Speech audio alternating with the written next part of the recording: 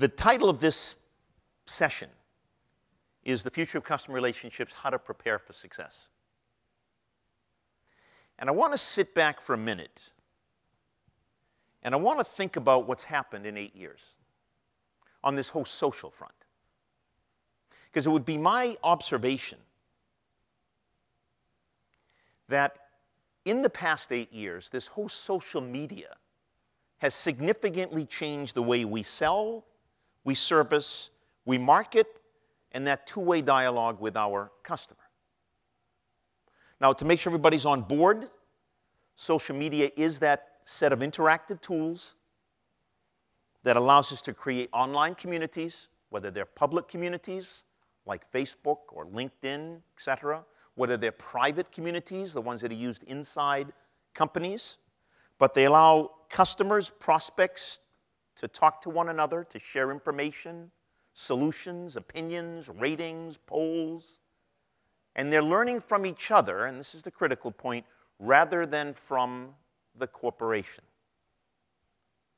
Now, you sit back and you ask, how pervasive is this? And I want to read a couple of statistics. I'm not a real statistical guy, but these impress the heck out of me. So, how many people use social media? How about 1.43 billion out of 7 billion in the world, or more than 1 in 7 are using social media on a regular basis? Now, let's just be clear on this. There was no social media before 2004 when Facebook came into the planet. I mean, there were attempts at communities and collaboration, but as we call social media, it's about 8 years old, and yet 1 in 7 people in the world are talking to each other. Of the 1.43 billion that are using social media, we surpassed 1 billion alone in Facebook, of which 40% are using Facebook on a daily basis. That's 400 million people.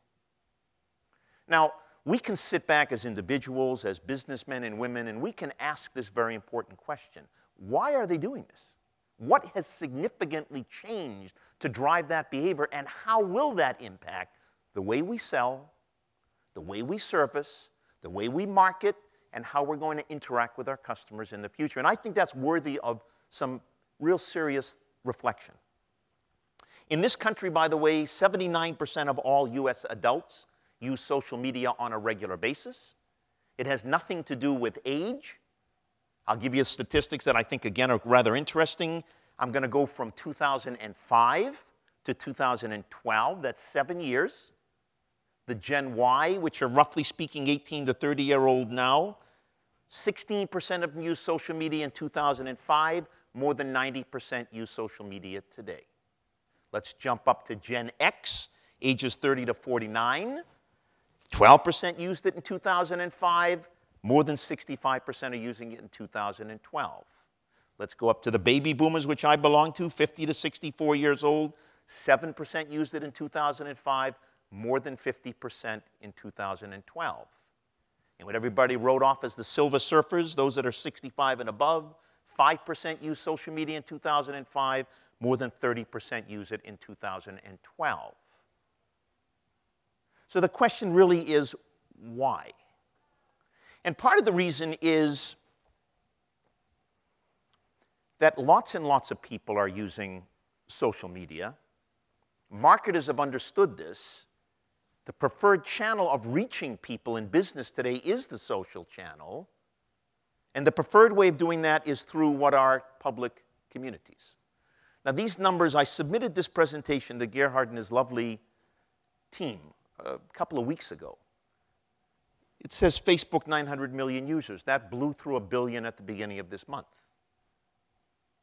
So these figures are just blossoming. 350 million daily tweets. And the question, you sit back and you ask yourself, again, why? And I'd like to share with you for a moment my take on this, and then let's ramp this up and show you how you apply this in business. There are 5 reasons why we're seeing this social media explosion. In the simplest of manners, it's used to stay in touch with family and friends in a very simple and easy way. We don't have to use expensive broadcasting techniques or anything like that. A browser, an account, and off you go. On the business world, social media has this tremendous impact on the public media, social media sites, for branding and for sharing content, and on the private sites for creating two-way dialogue with customers, not a one-way us to them, but equally important, them to us. It's also used, if you will, as a very effective way to drive customer satisfaction, to drive advocacy, to drive loyalty, as customers like to talk to one another in a private community that you happen to be sponsoring.